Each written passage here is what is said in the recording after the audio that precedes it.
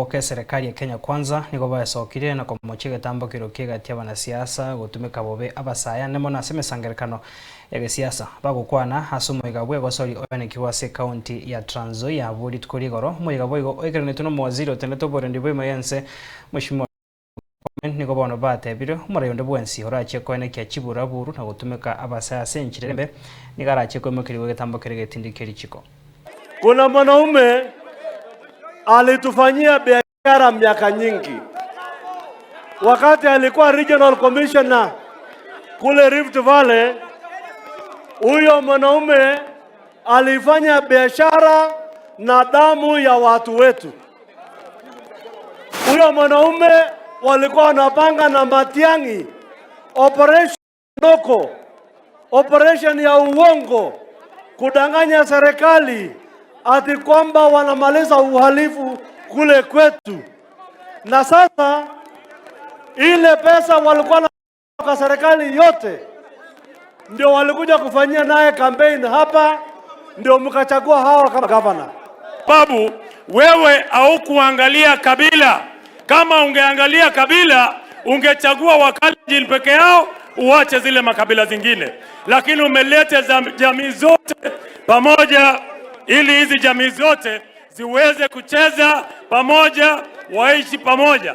Na ndio nataka nichukue jukumu hii, niwakomee wale ambao wanaeneza siasa ya ukabila.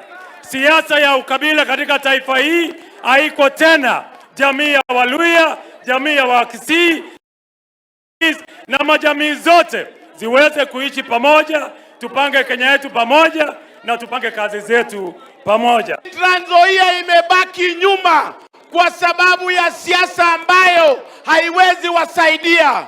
Mimi nataka niwaambie, nilisikia kiongozi mmoja akiongea hapa akilalamika kuhusu maneno ya guns.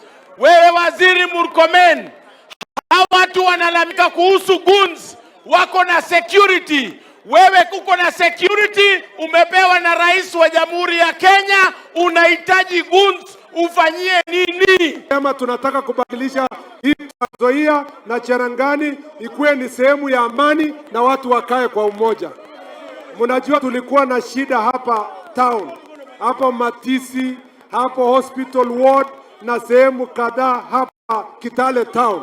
Lakini kwa mwezi moja, wiki tatu iliyopita, tumetuma maafisa wa serikali na wale wauni walikuwa wanaumiza wamama na wanabiashara na watu wa kutembea kwa town. Sasa wote wameondolewa, na nimeona kuna viongozi wengine wanalia kwamba tunaondoa watu wa kuumiza watu.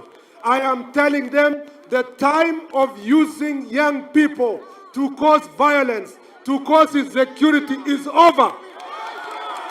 It is over. Trans Nzoia itakuwa ni mahali tunatumia kuleta talanta, kufanya michezo kama hii. Kama wewe unataka upendwe na vijana, usiende kuwapatia pesa kupiganisha wana